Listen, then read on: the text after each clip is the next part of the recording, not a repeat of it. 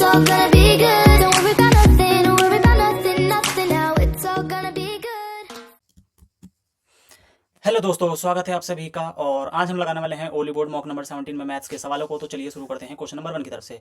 Question number 1 में क्या है कि हमें एक तरह से स्नेहा के द्वारा, ठीक है, बता रखा है कि क्वेश्चन में कि स्नेहा है वो अलग अलग डिस्टेंस ट्रेवल करती है अलग अलग स्पीड से। तो एक तरह से हमसे उसकी एवरेज स्पीड पूछी है, ठीक है। एवरेज स्पीड का फॉर्मूला क्या होता है? आप बोलोगे टोटल डिस्टेंस अपॉन में total time. Average speed is equal to total distance upon में टोटल टाइम, ठीक है। अब यहाँ पे वैल्यूज नॉर्मल है तो एक तरह से टोटल प्लस कर देंगे। 84 है और 96 है और 120। तो ये 84 और 96 दैट इज 180, 180 और 120 आप बोलोगे 300 किलोमीटर टोटल डिस्टेंस आ गई। अब टोटल टाइम कितना आएगा? आप बोलोगे 84 किलोमीटर को 42 से डिवाइड करेंगे, यहाँ पे आ जाएगा 2 टाइम। और सेकंड केस में टाइम आ जाएगा 48 किलोमीटर की प्रति घंटे की स्पीड से 96 करिए, यहाँ पे भी आ जाएगा 2 और ये भी आ जाएगा 2। सो 2 2 2 दैट इज 6। 6 डिवाइड करेगा 300 को किस में? 50 में, दैट इज ऑप्शन सी। और ये एक तरह से नॉर्मल क्वेश्चन था, ठीक है, इजी। बढ़ते हैं, सॉरी 50 आएगा ये। बढ़ते हैं अपने अगले क्वेश्चन की तरफ। और ये रहा हमारा अगला क्वेश्चन।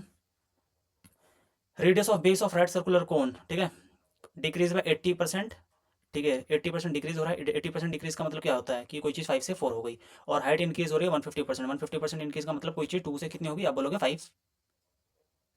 कोई चीज़ 2 से 5 हो गई। हमसे बोला परसेंटेज चेंज इन वॉल्यूम, तो हमें पता है वॉल्यूम क्या होता है। आप बोलोगे 1/3 पाई आर स्क्वायर एच, ठीक।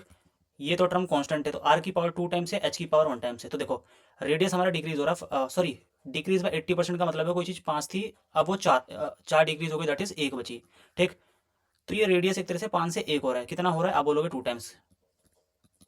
और हाइट इंक्रीज हो रही है 150, दैट इज 2 से 5 हो गई। ये 5 से 5 गया, दैट इज जो वॉल्यूम है वो 10 से 1 हो गया, ठीक है। वॉल्यूम 10 से 1 का मतलब क्या है? आप बोलोगे एक तरह से 90% का डिक्रीज। कोई चीज़ 10 से 1 हो गई, इसका मतलब क्या? 9 डिक्रीज हो गई आउट ऑफ 10, तो 90% एक तरह से decrease. So option B is the right answer. बढ़ते हैं अपने अगले क्वेश्चन की तरफ। अनुष्का और अनिरुद्ध, ठीक है, वो एक साथ किसी काम को कर रहे हैं, मिलकर करते हैं 20 दिन में, ओके। और उन्होंने काम को स्टार्ट किया, लेकिन अनुष्का ने एक्स दिन बाद छोड़ दिया और फिर उसके बाद अनिरुद्ध ने बचे हुए काम को एक्स बाय 2 डेज में पूरा किया। अब हमसे क्वेश्चन में कह रहा है कि हैड अनुष्का लेफ्ट, अगर अनुष्का ने एक्स दिन की जगह 3x/4 डेज में ही काम को छोड़ा होता तो अनिरुद्ध ने बचे हुए काम को एक्स डेज में करता, ठीक है। तो हमसे रेशियो ऑफ एफिशिएंसी पूछे, कुछ नहीं से नॉर्मली करते हैं, काम करते हैं। लेट से अनुष्का को मैं डिनोट कर दूं A1 से और अनिरुद्ध को मैं डिनोट कर रहा हूँ A2 से, ठीक। बेसिक कॉन्सेप्ट से करेंगे इस क्वेश्चन को, आपका इजीली हो जाएगा। पहले केस में हमें बोला कि दे स्टार्टेड, ये 20 दिन में करा, ठीक। They started the work together but Anushka left after x days. इसका मतलब है कि एक्स डेज में तो अनुष्का और अनिरुद्ध दोनों लोगों ने काम किया, ठीक। तो मैं कह रहा हूँ कि लेट सपोज पहले केस में इनकी एफिशिएंसी A1 प्लस A2 है टोटल। अनुष्का की एफिशिएंसी मैंने A1 से डिनोट की और अनिरुद्ध की A2 से, ठीक है। A1 प्लस A2 ये मिलके काम कर रहा है एक्स दिन में। अब उसके बाद अनुष्का ने लेफ्ट कर दिया, अब अनिरुद्ध बचे हुए काम को कर रहा है एक्स बाय 2 डेज में। तो अनिरुद्ध की एफिशिएंसी है A2 एक्स बाय 2, ठीक। ये आ गया टोटल वर्क पहले कंडीशन में। अब देखो दूसरे कंडीशन में टोटल वर्क कितना आएगा? अगर उन्होंने 3x/4 डेज काम किया होता, उसके बाद अनुष्का ने लेफ्ट किया होता, 3x/4 डेज का मतलब क्या हो गया? That is A1 plus A2 जो है वो 3x/4 डेज काम करेंगे। उसके बाद अनिरुद्ध ने बचे हुए काम को एक्स डेज में किया, दैट इज A2x। और ये भी टोटल काम है, क्योंकि दोनों केसेस में क्या है, ये टोटल काम ही तो कर रहे हैं। बता रहे हैं कि अगर लेटर सपोज कि उसने एक्स डेज में काम किया होता, ठीक है, दोनों ने मिलकर उसके बाद अनुष्का ने छोड़ा होता, तो बचे हुए काम को अनिरुद्ध एक्स बाय 2 डेज में करता।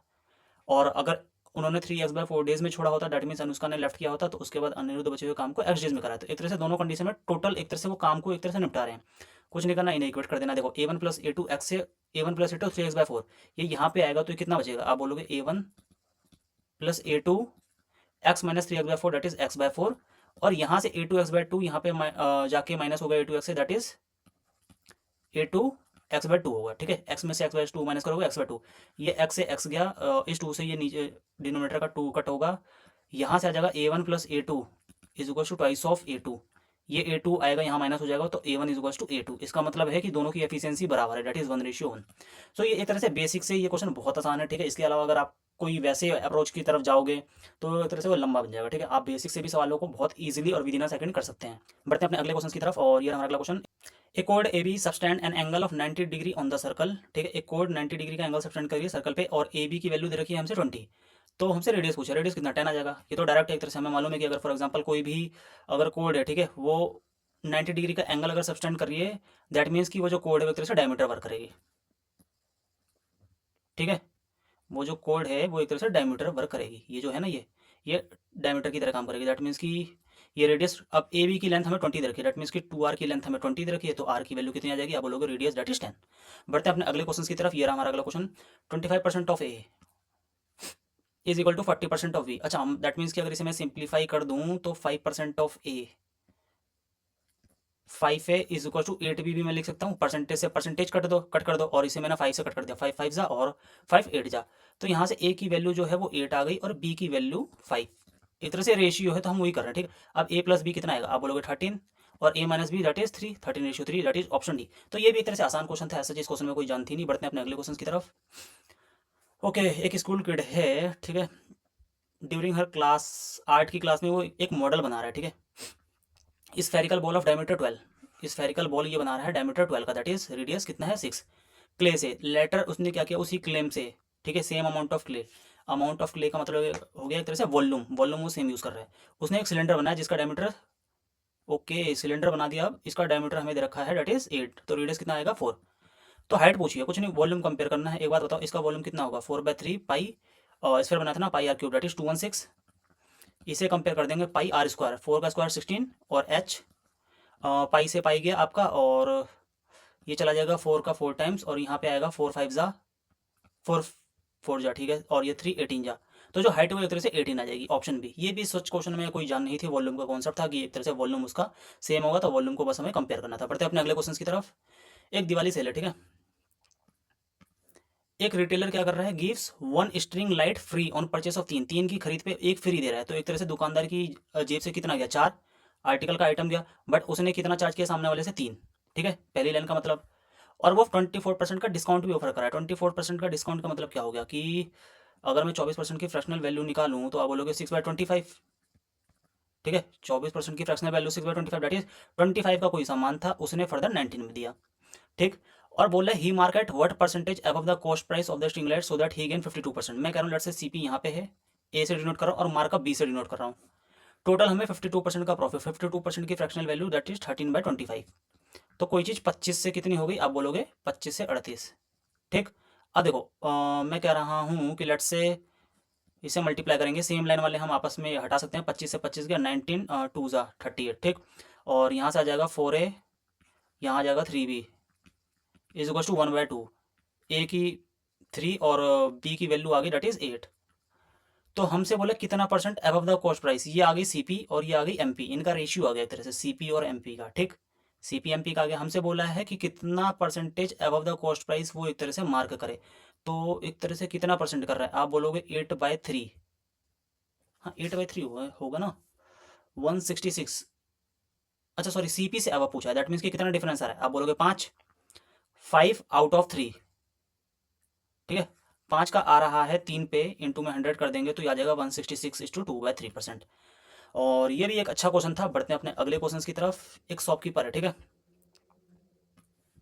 एक शॉपकीपर है, वो 15% का डिस्काउंट दे रहा है, okay, purchase of 10 kg, 10 kg sugar खरीदने पे 15% का डिस्काउंट दे रहा है, 15%, और शुगर की कॉस्ट कितनी है 40 रुपये, और मार्क प्राइस कितना है 48। दैट मीन्स कि दुकानदार के पास 40 रुपये का कोई सामान है, वो 48 रुपये प्रति किलो के हिसाब से लागत से बेच रहा है, ठीक। और फर्दर वो 15% का डिस्काउंट दे रहा है, 15% का डिस्काउंट का मतलब है कोई चीज़ 20 से 17 में वो बेच रहा है।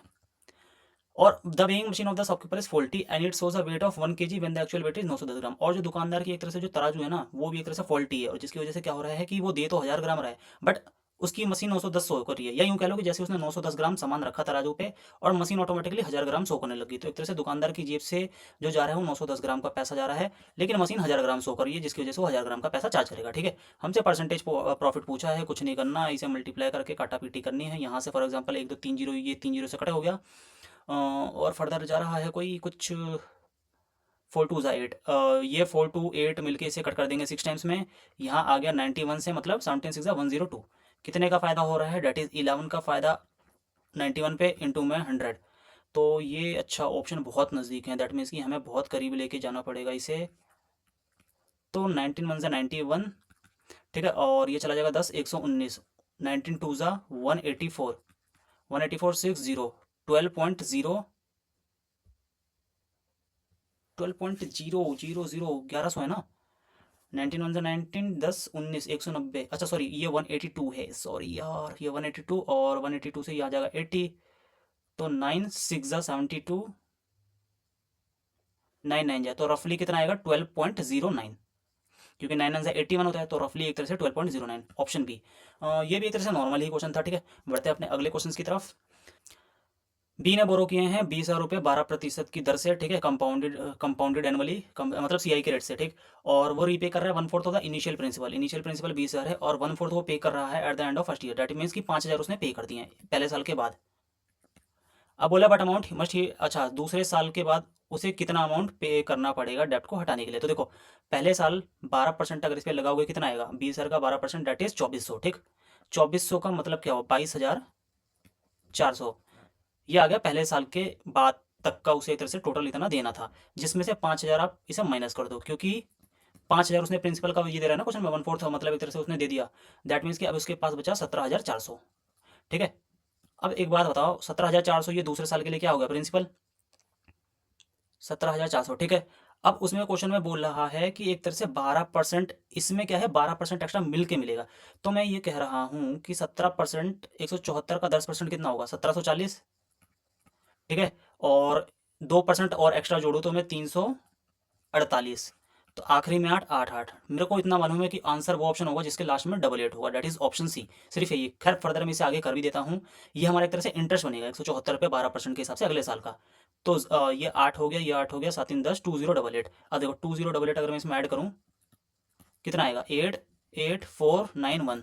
सो 19,448 रुपये, 488 सॉरी रुपीज़ उसे सेकंड ईयर के लास्ट में पे करना पड़ेगा। देखो यहाँ से भी आप डायरेक्टली कर सकते थे, ठीक है, क्योंकि मुझे मालूम है प्रिंसिपल के लास्ट डिजिट में 00 है और इंटरेस्ट में जो मिल रहा है वो लास्ट में 88 है। तो 88 और 00 में जब ऐड होगा तो लास्ट की 2 डिजिट जो आएंगी वो 88 आएगी, और लास्ट की 2 डिजिट 88 सिर्फ एक ही ऑप्शन में है, दैट्स वाई हम ऑप्शन सी को ऐसे डायरेक्टली टिक मार सकते थे। बढ़ते हैं अपने अगले क्वेश्चन की तरफ, और ये हमारा अगला क्वेश्चन। एक मैन है, ठीक है, 24 kilometre still water, that is 24 still water में ये एक तरह से वो कर रहा है, ठीक। और हमसे बोला है कि थ्राइस अप स्ट्रीम में कर रहा है। दैट मीन्स कि अगर मैं कहूँ ये एक तरह से बोट की स्पीड है, ठीक। थ्राइस 3 गुना ले रहा है अप स्ट्रीम में। अच्छा एक बात होता है, डिस्टेंस तो सेम हो गया यहाँ पे, डी जो है वो सेम है, और डिस्टेंस का फॉर्मूला होता है स्पीड इंटू में टाइम, तो स्पीड एक तरह से इन्वर्सली प्रोपोर्शनल होगी टाइम के, ठीक। Upstream by downstream. मैं कह रहा हूँ अप स्ट्रीम में क्या होता है, आप बोलोगे अप स्ट्रीम में होता है speed of boat minus stream और बोट प्लस स्ट्रीम, ठीक है। इनका जो रेशियो आएगा कितना आएगा, 1/3 आ जाएगा। और यहाँ से आ जाएगा 3 बोट माइनस 3 स्ट्रीम बराबर बोट प्लस स्ट्रीम, यह आ जाएगा 2 बोट 4 स्ट्रीम। दैट इज अगर मैं इसे फर्दर 2 से कट कर दूँ तो बोट बाई स्ट्रीम जो आएगा वो 2:1 आएगा, ठीक है। अगर बोट की 2 स्पीड है तो स्ट्रीम की 1 होगी। अब हमसे बोला find the speed of stream. एक बात बताओ, बोट की स्पीड कितनी दे रखी है, 20। ये जो शांत जल में जो स्पीड दे रखी है, बोट की स्पीड है 24 kilometre per hour. 24 kilometre per hour, that means की 2 की वैल्यू, तो एक की वैल्यू कितनी होगी, आप बोलोगे 12, दैट इज ऑप्शन सी। तो ये भी एक तरह से बेसिक क्वेश्चन था। बढ़ते हैं अपने अगले क्वेश्चन की तरफ। The time T to cover a fix distance is inversely proportional to the speed V, ठीक है। ये तो हमें खैर वैसे भी मालूम है, जो टाइम होता है इनवर्सली प्रोपोर्शनल होता है स्पीड के। अब हमसे बोल रखा है लेट अस सपोज डिस्टेंस ना, तो दैट इज यहाँ से क्वेश्चन में दे रखा है टाइम इनवर्सली प्रोपोर्शनल है वी के, that is V T is equal to D, ठीक। अब हमसे बोला वी 40 है तो टी 5 है, 40 इंटू में 5 डालेंगे, डिस्टेंस कितना आ गया, आप बोलोगे 200। अब डिस्टेंस तो सेम है, हमसे बोला है कि what is T when V is equal to 50। अब वी हमें 50 करना है, दैट मीन्स कि 200 बराबर 50 इंटू में टी, यहाँ से कितना आ जाएगा 4, दैट इज ऑप्शन बी। सो ये भी एक तरह से नॉर्मल ही क्वेश्चन था, क्वेश्चन में ऐसा कोई जान नहीं थी, ठीक है। और बढ़ते हैं अपने अगले क्वेश्चन की तरफ। लेटरल सरफेस एरिया, अच्छा, रेगुलर पेंटागोनल बेस है और लेटरल सरफेस एरिया उस पिरामिड का दे रखा है 750। लेटरल सरफेस एरिया होता है half perimeter of base into में लेंथ हाइट एस एल, ठीक। हमसे बोला है length of side of base, pentagonal है, ठीक। मैं कह रहा हूँ पेंटागोनल है, दैट मीन्स कि जो पेरीमीटर ऑफ बेस होगा 5 ही हो जाएगा, क्योंकि पेंटागोन में 5 साइड होती है, और लेंथ हाइट दे रखी है हमें 15। ये बराबर है आपकी 750, ये जो वैल्यू है, तो 15 5 75, ये कट कर देगा इसे 10 टाइम्स में, ए की जो वैल्यू है यहाँ आ जाएगी 10 इंटू में 2, that is 20। So option C is the right answer. ये भी एक तरह से नॉर्मल फॉर्मुला बेस क्वेश्चन था। बढ़ते हैं अपने अगले क्वेश्चन की तरफ। 12 साइड देखे रेगुलर पॉलीगन की, ठीक है। हमसे maximum value of exterior angle पूछिए। तो देखो एक्सटीरियर एंगल का फॉर्मुला क्या होता है, आप बोलोगे रेगुलर पॉलीगन में ईच एक्सटीरियर एंगल का जो फॉर्मुला होता है वो 360 बाय नंबर ऑफ साइड्स होता है, ठीक है। और यहाँ जब आप 12 से इसे डिवाइड करोगे ये जो नंबर ऑफ साइड्स है, इस केस में हमें क्वेश्चन नंबर 12 दे रखा है, इसे कट करोगे कितना आएगा, आप बोलोगे 30, दैट इज ऑप्शन सी। सो जो मैक्सिमम वैल्यू होगी एक्सटीरियर एंगल की रेगुलर पॉलीगन के केस में जिसकी 12 साइड्स हैं वो कितना होगा 30, क्योंकि रेगुलर पॉलीगन के केस में क्या है कि सभी जो एंगल हैं वो एक तरह से बराबर होंगे, 30 30 30 होंगे। बढ़ते हैं अपने अगले क्वेश्चन की तरफ। 4 कॉन्जिक्यूटिव ऑड नंबर्स जो कि 5 से स्टार्ट हो रहे हैं, उनका एवरेज एम दे रखा है, दैट इज 5 7 9 11। एवरेज इन दोनों की मिड वैल्यू होगी, ठीक है, क्योंकि नंबर ऑफ जो नंबर्स हैं 4 हैं, तो सेकंड और थर्ड नंबर का, और 7 और 9 का एवरेज आएगा कितना, आप बोलोगे 8, ठीक है। तो ये जो m की वैल्यू है m, ये कितना है, आप बोलोगे 8, और एवरेज ऑफ 3 नंबर्स 8 15 25 एन दे रखा है। एक बात बताओ 25 15 कितना होगा 40, और 8 48, 48 को जब मैं इससे डिवाइड करूंगा तो ये कितना आएगा 16। तो n की जो वैल्यू है 16, हमसे पूछा find the third proportional to m और n। तो थर्ड प्रोपोर्शनल दो नंबर का कितना होगा, a b, b square by a, तो इस केस में और m और n का पूछा third proportional, that is n square by m पूछा हमसे। एन स्क्वायर कितना है 16 इंटू में 16 अपॉन में 8, 8 टू ज़ा 16 टू ज़ा 32, दैट इज ऑप्शन बी। ये भी एक तरह से नॉर्मल क्वेश्चन था। बढ़ते हैं अपने अगले क्वेश्चन की तरफ। Find the variance of the following data. Variance क्या होता है, एवरेज स्क्वायर डिफरेंस होता है एक तरह से नंबर का उनके मीन से, ठीक। वेरिएंस एवरेज स्क्वायर डिफरेंस, उसके लिए सबसे पहले हमें मीन निकालना पड़ेगा, कितने टर्म से 5, और इनका सम करते हैं 32 42 50 55। 55 को आप 5 से डिवाइड करोगे दैट इज 11। तो जो मीन आ गया वो आपका आ गया 11, ठीक। अब हर नंबर का एक तरह से मीन से एवरेज स्क्वायर लेना पड़ेगा हमें, ठीक है, डिफरेंस ऑफ स्क्वायर। तो यहाँ पे 5 है, 5 माइनस 11 दैट इज 6, 6 का स्क्वायर 36, प्लस 8 और 11 का डिफरेंस है 3, 3 का स्क्वायर दैट इज 9, 10 और 11 का डिफरेंस है 1, 1 का स्क्वायर 1, प्लस 14 और 11 का डिफरेंस है 3, 3 का स्क्वायर 9। सिमिलरली 18 और 11 का डिफरेंस है 7, 7 का स्क्वायर 49। इसे डिवाइड कर देना है नंबर ऑफ टर्म से। 36 9 45 46, 46 और 9 55, 55 और यह आ जाएगा 104 अपॉन में 5, ठीक है, और यह आ जाएगा 20.8, दैट इज ऑप्शन ए। सो ये भी एक तरह से नॉर्मल क्वेश्चन था, ठीक है। वेरिएंस, वेरिएंस हमें मालूम है एक तरह से एवरेज स्क्वायर डिफरेंस होता है नंबर का उनके मीन से, ठीक। हमने बस वही किया, सबसे पहले एवरेज निकाला है और उसका मतलब मीन निकाला है, और हर नंबर का मीन से एक तरह से स्क्वायर कर रखा है और फिर उनका एवरेज ले रखा है। बढ़ते हैं अपने अगले क्वेश्चन की तरफ, और ये हमारा अगला क्वेश्चन, अच्छा ये तो नॉर्मली सिंप्लीफिकेशन का क्वेश्चन है, ठीक है, और इसे आप खुद कर लेना, मैं नहीं करवाने वाला, क्योंकि इसमें ऐसा कोई कॉन्सेप्ट यूज नहीं है, नॉर्मली है आपका प्लस माइनस मल्टीप्लाई डिवाइड। बढ़ते हैं अपने अगले क्वेश्चन की तरफ, ठीक है। In a section A of a school 28 student opted for English, ठीक है, और 32 बच्चों ने ऑप्ट किया है मैथ्स, 19 ने ऑप्ट किया है हिंदी। टोटल स्टूडेंट दे रखी है 60, ठीक है, टोटल जो स्टूडेंट्स की संख्या है वो 60 दे रखी है। All of these student opted for at least one of the 3 subject, ठीक है, इन सभी में से किसी ना, मतलब सभी ने एक ना एटलीस्ट एक सब्जेक्ट तो ऑप्ट किया ही है। और exactly 7 of these student opted all the 3 subject, सभी तीनों सब्जेक्ट 7 बच्चों ने एक तरह से ऑप्ट किया है, ठीक। हमसे पूछा what is the probability that a randomly selected student of section A of this school would have opted for exactly one of, ठीक है, हमसे पूछिए प्रोबेबिलिटी फॉर एग्जैक्टली, तो 60 से डिवाइड करेंगे क्योंकि टोटल है। देखो यहाँ पे सिंपल कॉन्सेप्ट है, मैं कह रहा हूँ कि एक सब्जेक्ट है, 2 सब्जेक्ट है और 3 सब्जेक्ट हैं, ठीक है। 3 सब्जेक्ट पढ़ने वाले बच्चों की हमें क्वेश्चन में ऑटोमेटिकली दे रखी है जो तीनों सब्जेक्ट पढ़ रहे हैं, ठीक है। एग्जैक्टली 7 बच्चे ऐसे हैं जो तीनों सब्जेक्ट को जिन्होंने ऑप्ट किया है एक तरह से, ठीक।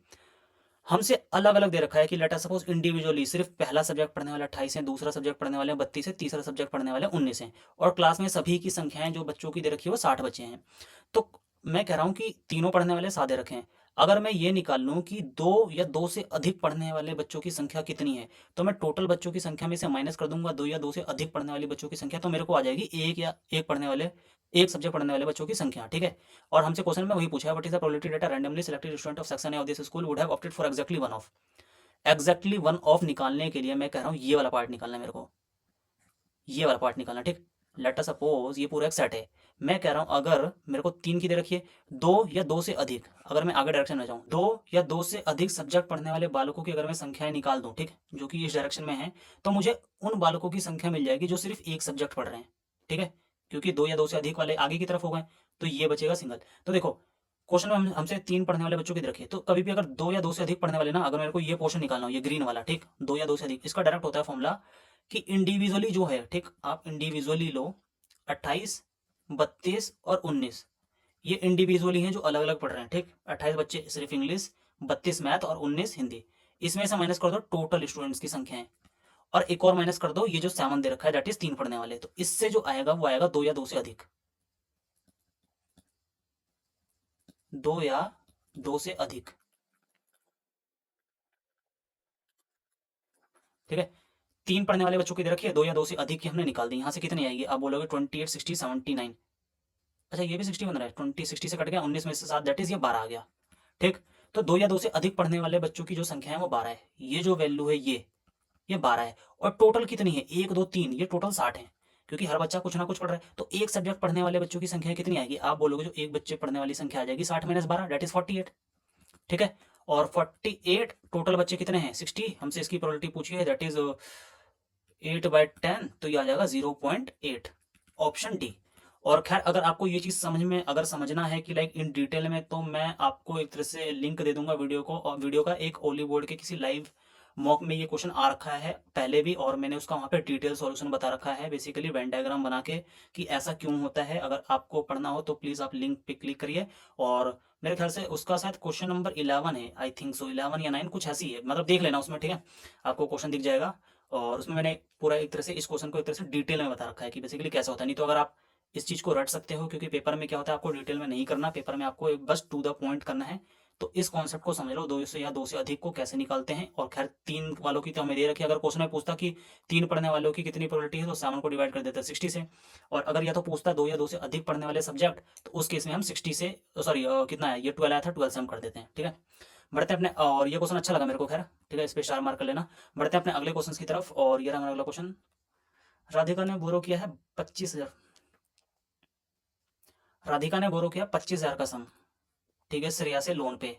इंटरेस्ट जो है 24% पर एनम का है, 8 महीने के लिए। अच्छा ठीक है, 8 महीने के लिए लिया उसने।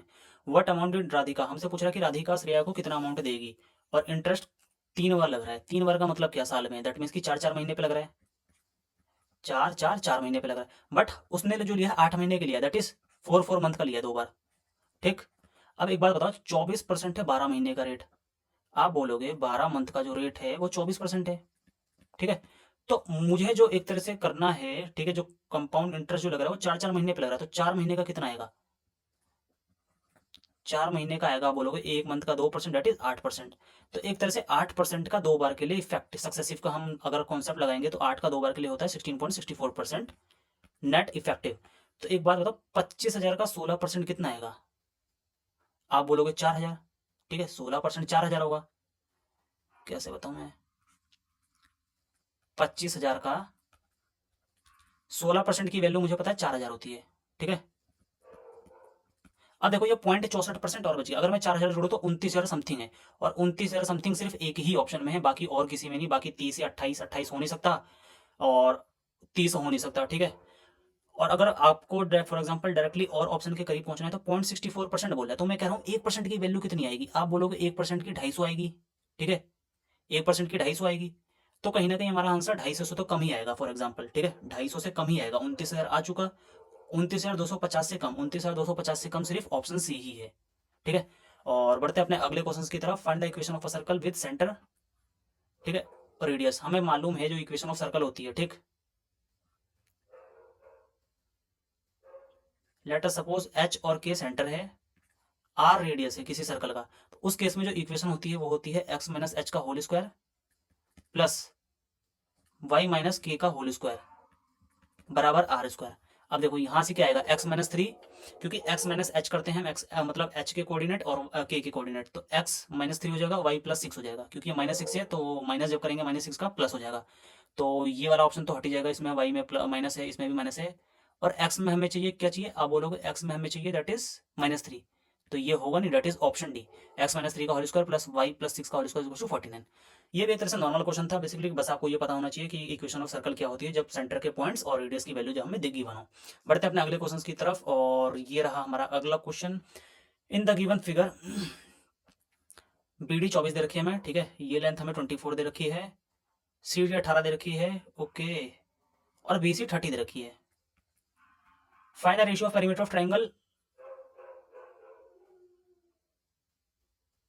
ट्राइंगल, अच्छा ये ट्राइंगल है, सॉरी इसे ट्राइंगल कर लेना, ट्राइंगल एडीसी का और ट्राइंगल बीसीडी का, ये भी ट्राइंगल है, मतलब ट्राइंगल एडीसी और ट्राइंगल बीडीसी का हमें बताना है अगर एंगल बीएसी बीसीडी के बराबर है।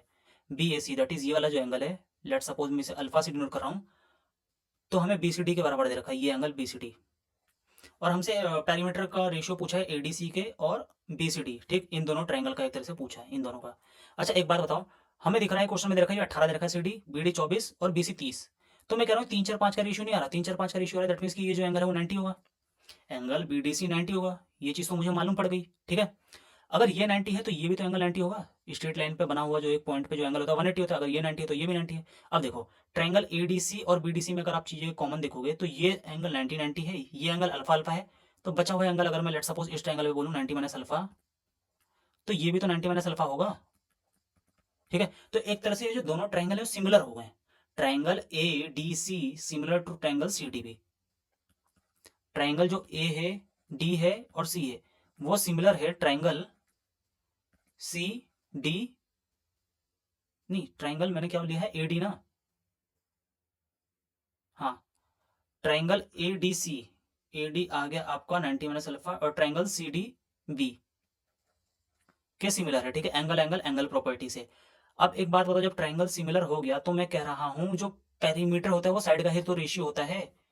ट्रायंगल ADC हमसे पेरीमीटर का रेशियो पूछा है, ट्रायंगल ADC और ट्रायंगल BCD, तो इनकी जो साइड रिस्पेक्टिव साइड का रेशियो ही तो एक तरह से पेरीमीटर हो जाएगा। अब 90 माइनस अल्फा, मैं कह रहा हूं अल्फा के बगल में कितना है, आप बोलोगे अल्फा के बगल में 18 है इस ट्रायंगल में, और इस ट्रायंगल में नीचे वाले ट्रायंगल में अल्फा के बगल में कितना है 24, तो कितना आ जाएगा, that is 3:4। Option B as simple as it is. इस क्वेश्चन में कुछ नहीं था, बस कॉन्सेप्ट था, सिमिलरिटी लगानी थी, और पेरीमीटर का जो दो ट्रायंगल कभी भी सिमिलर हो तो उनका जो पेरीमीटर का रेशियो होता है वो रिस्पेक्टिव साइड के रेशियो के बराबर आता है, ठीक। बढ़ते हैं अपने अगले क्वेश्चन की तरफ, और ये हमारा अगला question, what is the perpendicular distance between the parallel side of a trapezium, ठीक है, ट्रेपीजियम के पैरेलल साइड्स का डिस्टेंस पूछा है। अगर पैरेलल साइड 18 36 दे रखी है हमें, एक तरह से ये पूछा है H परपेंडिकुलर डिस्टेंस, ठीक है। एरिया दे रखा है, एरिया क्या होता है, आप बोलोगे ट्रेपीजियम का एरिया होता है half sum of parallel side, 18 + 36 into में distance between them H is 216। 18 36 कितना होगा, आप बोलोगे 54, 54 कट कर देगा इसे 4 टाइम्स में 54, ठीक है, और ये यहाँ पे जाएगा, हाइट हो जाएगा that is 2 4 8। So option C is the right answer. ये भी एक तरह से बेसिक क्वेश्चन था। बढ़ते हैं अपने अगले क्वेश्चन की तरफ। हमें इक्वेशन ऑफ लाइन बतानी है जो कि पास कर रही है इन दोनों पॉइंट से, सॉरी परपेंडिकुलर है, पास नहीं करी, परपेंडिकुलर। लेट सपोज मैं कह रहा हूँ ये रही एक पॉइंट, ये रहा एक पॉइंट 8 4, और यहाँ पे है -2 -4, ठीक, और लेट से कोई पॉइंट है यहाँ ये, ठीक है, इसके कोऑर्डिनेट्स हमें नहीं मालूम, x0 y0, ये इस लाइन के परपेंडिकुलर है। तो हमें इतना मालूम है जो परपेंडिकुलर लाइन का स्लोप होता है उनका प्रोडक्ट -1 होता है, ठीक है, परपेंडिकुलर लाइन के प्रोडक्ट्स का स्लोप एक तरह से -1 होता है। मैं यूं कह रहा हूं कि हमसे जो ऑप्शन है, ऑप्शन में अगर आप ढंग से देखोगे तो 4x - 5y, 4x + 5y, 5x + 4y, x के कोऑर्डिनेट चेंज हो रहे हैं, साइन चेंज हो रहा है, दैट मींस कि सभी का स्लोप्स अलग है, ठीक है। हम क्या करेंगे, नीचे वाली लाइन का स्लोप निकालेंगे। नीचे वाली लाइन का स्लोप कैसे निकालोगे, m की जो वैल्यू है आप बोलोगे y2 - y1 -4 अपॉन में -2 -8, तो ये आ जाएगा 8 अपॉन में 10, दैट इज 4/5। ये नीचे वाली लाइन का एक तरह से स्लोप आ गया 4/5। ऊपर वाली लाइन का स्लोप लेट सपोज मैं डिनोट कर रहा हूं s से, और नीचे वाली लाइन का स्लोप है 4/5, इनका प्रोडक्ट होगा -1 के बराबर, तो ये आ जाएगा -5/4। अब जनरल इक्वेशन ऑफ लाइन क्या होती है, मैं कह रहा हूं लेट से इसकी जो जनरल इक्वेशन होगी वो होगी y = mx + c। अब -5/4 पुट कर देते हैं m की जगह, -5/4 x + c, तो यहां से आ जाएगा आपका 5x + 4y, ठीक है, इज इक्वल टू सी कोई भी कांस्टेंट होगा, दैट मींस कि जो x का कोफिशिएंट के साथ 5 होगा, y के कोफिशिएंट के साथ 4 होगा, और दोनों आपस में प्लस होंगे। सो 5x + 4y only option B में है, बाकी किसी भी ऑप्शन में 5x + 4y नहीं है। सो ये भी एक तरह से अच्छा क्वेश्चन था, खैर इसमें कॉन्सेप्ट यूज हो रखा था, ठीक है, परपेंडिकुलर लाइन का कॉन्सेप्ट यूज हो रखा था। और बढ़ते हैं अपने अगले क्वेश्चन की तरफ। अमित ने एक स्कूटर, एक second, Amit bought a scooter television at a discount of 8.33%। अच्छा 8.33% की फ्रैक्शनल वैल्यू कितनी होगी, आप बोलोगे 1/12, ठीक है। ये सब चीज़ें खैर आपको मालूम होनी चाहिए, 8.33 कई सारे ऐसे फ्रैक्शंस होते हैं, ठीक है, और उसकी वैल्यू आपको मालूम होनी चाहिए, जैसे 6.66 का होता है 1/15, 1/12 होता है, 12 है, दैट मीन्स कि कोई 12 रुपये की चीज़ थी, अमित ने उसे 11 रुपये में खरीदी, ठीक है। He earn 3/5 of the amount of his cost price. Amit के लिए CP हो गया एक तरह से 11 और मार्क प्राइस हो गया 12, ठीक है, और उसने क्या किया है 3/5 अमाउंट को अर्न किया है 120 दिन रेंट देने पे उस टेलीविजन स्कूटर को, स्कूटर टेलीविजन, अच्छा 2 आइटम्स लिए थे क्या उसने, मे भी हो सकता है, छोड़ो क्या लेना देना। 3/5 हमें बोला, ठीक है, इसका 3/5 उसे एक तरह से इंटरेस्ट मिला। एक बात बताओ उसका 3/5 कितना होगा, 3/5 33/5, 33/5 का मतलब होता है दैट इज 6.6, ठीक है, उसे 6.6 उसने 120 दिन भाड़े से निकाल लिया। फर्दर उसने क्या किया, सुमित को हाफ रेट पे बेच दिया। किसका half rate? Mark price. Mark price का हाफ रेट का मतलब क्या होता है? आप बोलोगे हाफ होता है डेट इज 6। 6.5 रुपये उसने, सॉरी 6.6 रुपये उसने कमाए थे किससे? रेंट से। और 6 रुपये उसने फिर फर्दर हाफ रेट पे बेच के कमाए। तो टोटल एक तरह से उसके पास 12.16 रुपीज़ आ गए। ठीक, अमित के पास 12.16 रुपीज़ आ गए। अब हमसे बोल रहा है कि इस ट्रांजेक्शन में अमित को 1760 रुपये का एक तरह से प्रॉफिट हुआ है। एक बात बताओ, अमित ने खरीदा कितने? 11 में। ठीक, 11 रुपये उसने अपनी जेब से लगाया। उसकी जेब में कितना आ रहा? 12.6। डेट इज इसका डिफरेंस कितना है? उसका डिफरेंस जो है वो एक तरह से पैसा ही तो कमा रहा है वो। 1.6 की वैल्यू हमें क्वेश्चन में दे रखी है 1760। हमसे पूछा मार्क प्राइस डेट इज 12 की वैल्यू। तो अगर 12 की वैल्यू मैं यहाँ से निकालूँ तो आप बोलोगे 1760 अपॉन में 1.6 इंटू में 12। एक जीरो से हट जाएगा, 4 4 ज़ा 430, यह आ जाएगा 44। 44 इंटू में 30 that is 1320। So 13,200 is the right answer. बढ़ते हैं अपने अगले क्वेश्चन की तरफ, और ये रहा हमारा अगला question. Okay, X minus 3x by Y is equal to 4 दे रखा है, और Y square minus 6y plus 8 is equal to 0, और एक्स वाई ग्रेटर देन 0 दे रखा है। मैं ठीक, तीन अलग अलग कंडीशन दे रखी है। हमसे पूछा है value of x minus 4y। X minus 4y, हम सबसे पहले यहाँ से ना वाई की वैल्यू निकालते हैं। देखो वाई जो यहाँ कन्वर्ट होगा, Y square minus 4y minus 2y plus 8 is equal to 0। यहाँ से जब करेंगे तो यहाँ से आ जाएगा वाई माइनस 4, और ये बन जाएगा Y minus 2 is equal to 0। ठीक, यहाँ से y की दो वैल्यूज आएंगी, y इज इक्वल टू 2 और y इज इक्वल टू 4। अब y इज इक्वल टू 2 और 4 यहाँ जब पुट करेंगे तो आप देखना x माइनस 3x बाय 2, जब मैंने y2 पुट किया इज इक्वल टू 4, यहाँ से आ जाएगा हमारा 2x minus 3x minus x is equal to 8, और x की वैल्यू माइनस 8 आ गई यहाँ से। ठीक है, y इज इक्वल टू 2 पे x माइनस 8 आ गया। अब जब मैंने y4 पुट किया that is sorry 3x by 4 is equal to 4, यहाँ आ जाएगा दैट इज x की वैल्यू आ जाएगी 16। एक्स 16 तब आ रहा है जब y इज टू कितना है 4।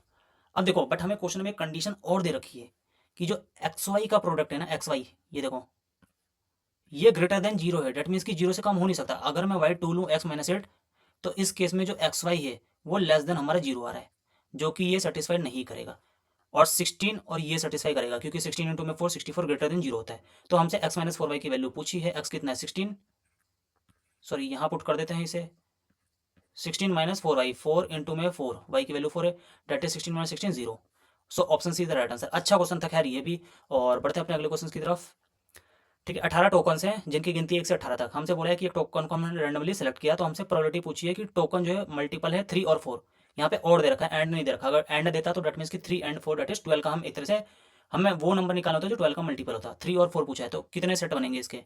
आप बोलोगे या तो नंबर 3 हो सकता है, 6 9 12 15 18। ठीक, ये तो 3 वाले हो गए मल्टीपल। 4 वाले कितने होंगे? आप बोलोगे 4 8 12 तो आ चुका, और 16 और नहीं है ना? हाँ बस इतने, टोटल 18 नंबर हैं। हमसे प्रोबेबिलिटी पूछे 3 और 4 वाली, तो 3 4 में कितने नंबर है? 1 2 3 4 5 6 7 8 9, दैट इज 1/2। सो जो रिक्वायर्ड प्रोबेबिलिटी है वो आ जाएगी हमारी 1/2, that is option number B. बढ़ते हैं अपने अगले क्वेश्चन की तरफ। साइन दे रखा है a बाई बी। हमसे पूछा है साइन 2a और divided by under root B square minus A square. Sine 2a की वैल्यू क्या होती है? आप बोलोगे 2 sine A cos A, 2 sine A cos A. अब एक बात बताओ, 2 साइन ए तो वैल्यू हमें रखी ए बाई बी, कॉस ए की वैल्यू क्या होगी? आप बोलोगे कॉस ए की जो वैल्यू होगी 1 minus, that is under root 1 minus sorry A square by B square हो जाएगी, A square by B square. ठीक, और नीचे हमें दे रखा है डेट मीन्स की अंडर रूट में B square minus A square. अब यहाँ बस कुछ नहीं करना, हमें सिंप्लीफिकेशन करना है नॉर्मली, और यह आ जाएगा अंडर रूट में B square minus A square, और ये अंडर रूट बी स्क्वायर का बाहर आएगा तो बचेगा इंटू में बी, और नीचे भी हमें दे रखा है B square minus A square. तो ये B square minus A square ऊपर वाले को कट करेगा, तो ये वैल्यू जो आ जाएगी हमारी 2 अपॉन में बी स्क्वायर, 2 अपॉन में B square, that is option number D. ये भी एक तरह से नॉर्मल क्वेश्चन था आइडेंटिटी बेस पे। बढ़ते हैं अपने अगले क्वेश्चन की तरफ। How many different words of 10 letter are possible using the letter of the word. ठीक है, हमें इन लेटर्स 10 लेटर्स को यूज करके अलग अलग वर्ड्स बनाने हैं। तो एक तरह से पॉसिबल डिफरेंट वर्ड्स पूछे हैं। अगर दो आई को एक साथ लेना है, एक बात बताओ TELE इसमें क्या है? आप बोलोगे TELEVISION। अगर मैं दोनों आई को एक साथ ले लूँ, ऐसा एक यूनिट ट्रेड करूँ, ठीक, एक वर्ड, बचे कितने? टोटल 10 वर्ड हैं। आप बोलोगे 8। ये 8 इन दोनों के साथ मिलकर एक तरह से 9 बनाएगा। तो मैं कह रहा हूँ 9 अगर वर्ड्स हैं वो कितने तरीके के वर्ड बना सकते हैं? आप बोलोगे 9 फैक्टोरियल। ठीक है, बट जो डबल ई है वो एक तरह से 2 बार आ रहा है, तो हम 2 से डिवाइड कर देंगे, क्योंकि जितने भी रिपीटेशन होती है उसके फैक्टोरियल से डिवाइड कर देंगे। तो यहाँ आ जाएगा 9 इंटू में 8 का फैक्टोरियल अपॉन में 2। ओके, सो इसे हम फर्दर आगे लेके जाएंगे क्योंकि हमें ऑप्शन में 8 का फैक्टोरियल आंसर नहीं दे रखा, 7 के फैक्टोरियल में है या 9 का फैक्टोरियल है इंटू में 5 जो कि है नहीं। तो हम 8 को फर्दर तोड़ेंगे, दैट मीन्स कि ये हो जाएगा 9 इंटू में 8 इंटू में 7 फैक्टोरियल अपॉन में 2 से 4 कट 8 को कट करेगा 4 टाइम्स में, तो ये आ जाएगा 36 इंटू में 7 factorial, that is option A. ये भी एक तरह से नॉर्मल ही क्वेश्चन था, बेसिक क्वेश्चन। बढ़ते हैं अपने अगले क्वेश्चन की तरफ। ठीक है, there were 96 litres of pure milk in a container of milk man. If some quantity of pure milk is store for himself and he poured, ठीक है, 28.8 लीटर वाटर मिला देता है और जो परसेंटेज ऑफ मिल्क है वो अब इतना बन जाता है 71:3/7 का मतलब क्या होता है 7 7 49 और 7 9 दैट इज 500/7, दैट इज ये इसकी जो फ्रैक्शनल वैल्यू आएगी वो आएगी 5/7। ठीक, हमसे बोला कि कितनी क्वांटिटी उसने स्टोर करी हिमसेल्फ। इसका मतलब ये है कि लेटर सपोज मैं कह रहा हूँ इनिशियली कोई उस पर कंटेनर था, उसमें 96 लीटर मिल्क था भाई। ठीक, इसमें से क्या किया इसने, कुछ हटा दिया, मुझे नहीं पता कितना हटाया, हमसे क्वेश्चन में वही पूछा है, कुछ हटा दिया इसने। उसके बाद उसे एक क्वांटिटी ऑफ मिल्क मिली, इस क्वांटिटी में इसने क्या किया है 28.8 लीटर मिला दिया। 28.8 लीटर क्या मिला है, वाटर मिला है, याद रखना ध्यान से। यहाँ वाटर मिलाया और यहाँ मिल्क है, एम से डिनोट कर रहा हूँ। एक बात बताओ, मुझे ये क्वांटिटी अननोन है, मुझे नहीं पता, मैं एलिगेशन का कॉन्सेप्ट लगा दूं। मैं कह रहा हूँ यहाँ पे वाटर है तो मिल्क कितना होगा, आप बोलोगे 0। ठीक है 0, क्योंकि हमें फाइनल इनके द्वारा जो मिक्सचर बन रहा है और यहाँ पे मिल्क का कितना रेशियो होगा, आप बोलोगे 1। फाइनल में हमें कितना मिल रहा है water, sorry milk by total, that is 5/7। यहाँ से करेंगे तो ये आ जाएगा दैट इज 5/7, नहीं सॉरी ये आ जाएगा 2/7 और यहाँ जाएगा 5/7। 2/7 5/7 दैट इज 5:2। इसका मतलब हो गया कि 2 की वैल्यू हमें 28.8 दे रखी है, तो 5 की वैल्यू निकाल लेंगे अगर हम, दैट इज 2 की वैल्यू 28.8 है तो 5 की वैल्यू कितनी आएगी इंटू में 5। अगर मैं 5 की वैल्यू निकालूँ यहाँ से तो ये आ जाएगा 14.4। 14.4 का मतलब है दैट इज 70 और प्लस 2 दैट इज 72। तो कहने का मतलब ये है ये जो 72 आया ना, ये वो वैल्यू आई है जब उसने अपने लिए, ठीक है, क्वांटिटी ऑफ मिल्क को हटा दी थी, उसके बाद जो बची थी। इनिशियली कितना था 96 और हटाने के बाद कितना है 72, तो कितना हटाए आप बोलोगे इसका difference, that is 24। So option number A is the right answer. अच्छा क्वेश्चन लगा खैर मुझे ये, ठीक है, बट ये था कि इसमें नॉर्मली एलिगेशन का कॉन्सेप्ट यूज था और आसानी से ये हो जाता। खैर बढ़ते हैं अपने अगले क्वेश्चन की तरफ।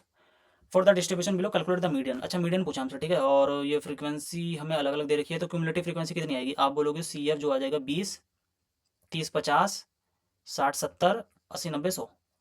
n/2 कितना आ रहा है 50, तो हमारी जो मीडियन क्लास है वो कहीं ना कहीं 25 50 आ गई। ठीक है, मीडियन का फॉर्मूला क्या होगा, मीडियन का फॉर्मूला होगा that is L plus n/2 minus C F. C F होता है क्यूमुलेटिव फ्रीक्वेंसी, ठीक है, मीडियन क्लास के पहले की, by F frequency of median class into में H height of class.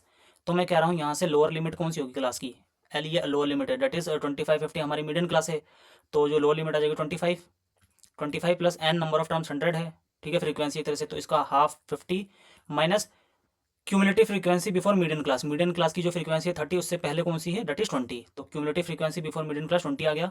Frequency of median class 30 है क्वेश्चन में, इनटू में एच हाइट ऑफ क्लास 25, तो यहाँ पे आ जाएगा दैट इज 25 और ये आ जाएगा 30, ये इस 30 को कट कर देगा, बचेगा 25 plus 25 that is 50। So 50 that is option D is the right answer. ये भी एक तरह से फॉर्मुला बेस्ड क्वेश्चन था। बढ़ते हैं अपने अगले क्वेश्चन की तरफ। एक क्यूबॉइड है, ठीक है, उसका साइज दे रखा है हमें 8 4 2 डायमेंशन, उसे हम क्यूब्स में कट कर रहे हैं 1 सेंटीमीटर के साइड्स में अलग अलग। ठीक है, क्यूबॉइड है, इसकी डायमेंशन है 8, ये 4 ये 2, उसे हम छोटे छोटे क्यूब्स में कट कर रहे हैं, उन क्यूब्स का जो साइज है वो 1 है। तो हमसे बोला पड़ेगा ratio the surface area the original cuboid इस और सर्फ टोटल, अच्छा सभी जो यूनिट्स फॉर्म हो रही है, तो सबसे पहले एक बात बताओ कितने यूनिट्स फॉर्म होंगी, आप बोलोगे इनके वॉल्यूम को कंपेयर कर दो। इसका वॉल्यूम है 8 4 2, इसका वॉल्यूम आएगा 1 1 1, तो यहाँ से अगर देखा जाए तो टोटल नंबर ऑफ जो स्मॉल क्यूब्स आएंगे, ठीक है, 1 यूनिट के डायमेंशन के, वो आ जाएंगे 8 4 2। ठीक, इसका टोटल सरफेस एरिया कितना आएगा, आप बोलोगे 2 LB plus BH plus LH, that is 8 4 32 plus 4 2 16 plus, sorry 8 2 16 plus 4 2 8। यह आ गया हमारे पास क्यूबॉइड का सरफेस एरिया। अब हमसे टोटल नंबर ऑफ क्यूब्स कितने दे रखे हैं, आप बोलोगे 8 इंटू में 4 इंटू में 2, और हर क्यूब का एक तरह से सरफेस एरिया कितना होगा, आप बोलोगे 6 स्क्वायर, दैट इज 6 और 1 है ये डायमेंशन, 1 इंटू में 1 एक तरह से हट जाएगा। यहाँ से देखो ये आ जाएगा 56, ठीक है, ये 56 आ जाएगा और ये होगा 3 टाइम्स में, नीचे 3 का मल्टीपल आना चाहिए खैर, और एक ही ऑप्शन है बट कोई नहीं, हम फिर भी कर देंगे। 8 7 ज़ा 56, 4 2 8 यहाँ 24, तो 7 ratio 24, that is option number D. So ये इस मॉक का लास्ट क्वेश्चन था और मेरे को इस मॉक में एज सच कोई डिफिकल्टी लगी नहीं। एक तरह से मेरे को लगा जैसे जैसे हम आगे बढ़ेंगे कहीं ना कहीं के मॉक्स के लेवल अपग्रेड होंगे, बट इस मॉक्स में एज सच कोई भी चीज़ या डिफिकल्टी फेज आउट हुई नहीं, ठीक है, नॉर्मल ही मॉक्स था। और क्वेश्चन भी आपने देखे, सॉल्यूशन भी देखे हैं, और मतलब एज सच कोई भी सॉल्यूशन बहुत ज़्यादा टिपिकल नहीं है, ईजिली हो जाता और डुएबल थे। बस इस वीडियो में इतना ही, मिलते हैं आपसे अगली वीडियो में, तब तक के लिए बाय बाय।